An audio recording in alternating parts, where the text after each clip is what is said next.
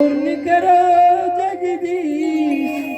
कहते हैं नित दिन हम सब काम से अगर निर्मित होकर के स्नान कर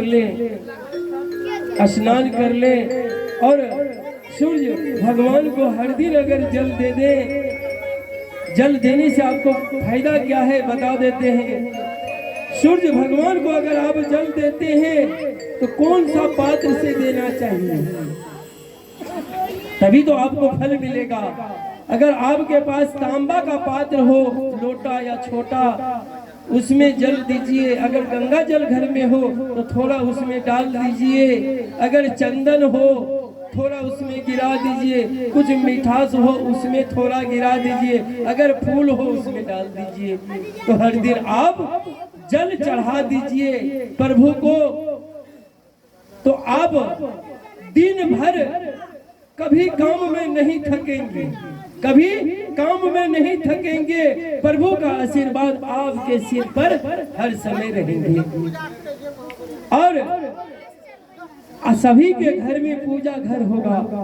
पूजा घर मतलब गोसाई घर, किसी का पूजा घर, वहाँ हर दिन आप पूजा करते हैं। प्रभु का चित्र रखिए। हाँ, एक बात और है, सिर्फ प्रभु का चित्र ही आपका पूजा घर में रहना चाहिए, शिवलिंग नहीं रहना चाहिए।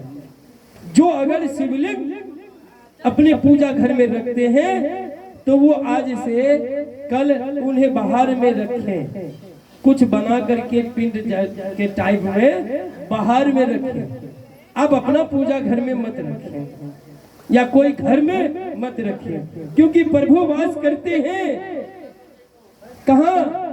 अकेले में, जो कि देवघर में अकेले वास करते हैं। और हम लोग घर में उनको सम्मिलित करके नहीं रख सकते हैं। इसीलिए अगर शिवलिंग आपके घर में अगर है, गोसाई घर में या पूजा घर में, तो कल उसे आप प्रणाम कर करके, या आप जहाँ ध्वजा देते हैं उसका अलग में छोटा बना करके फिर उसी पर उन्हें स्थापित करें, उन्हीं में आप चढ़ाए पूजा करें।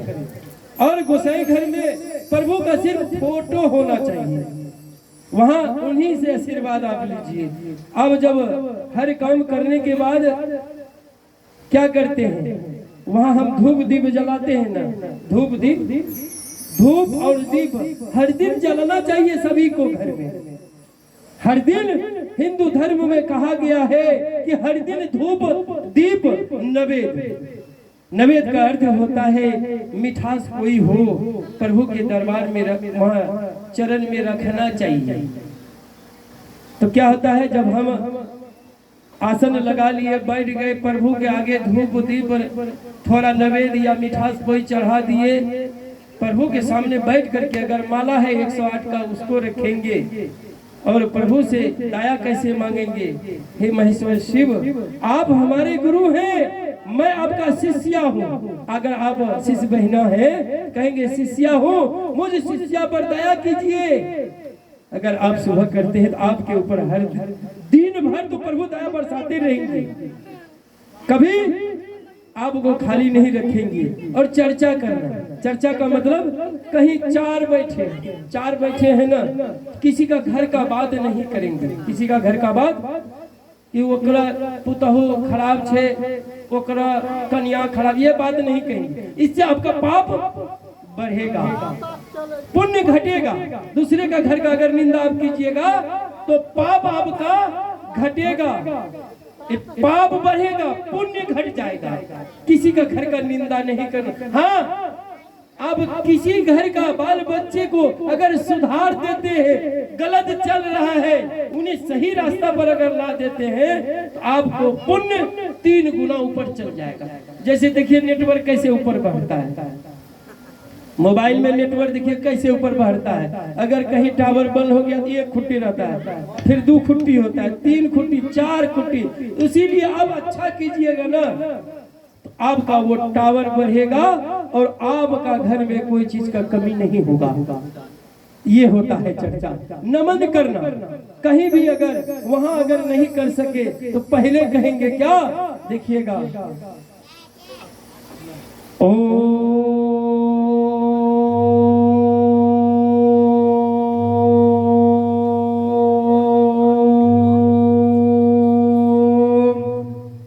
शिवाय, नमः शिवाय, नमः शिवाय। आप जितना बारी नमन कर लीजिएगा तो आपका शरीर में रोग कभी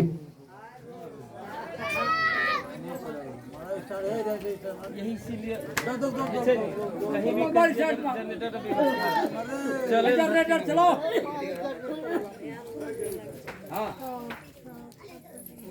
अच्छा, ये यहाँ पर की उपलक्ष्य में हो रहा है छठी बड़े जन्मदिन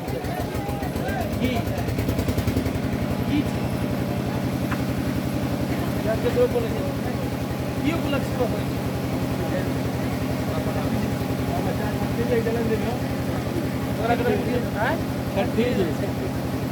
वही बोलना जरा नाम लिख जरा की बाल बच्चा नाम। ये होता है नमन।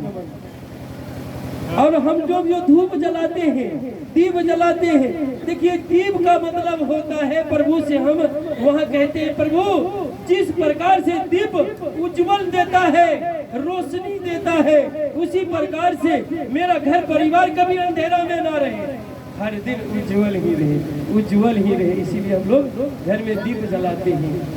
सुबह भी आप जलाइए, शाम को भी जलाइए। धूप जलाते हैं, धूप में क्या निकलता है? धूप जब हम जलाते हैं तो क्या निकलता है? आप लोग कहिएगा धुआं निकलता है, धुआं निकलता है, लेकिन क्या निकलता है? प्रभु वही भाव देखता है, कितना भाव है मेरे भक्त के मेरे ऊपर, वही भाव तो मेरा देखता है। क्या देखता है? मिठाई अगर भगवान खाने लगेंगे, कोई मिठाई चढ़ाएंगे, कहेंगे नहीं।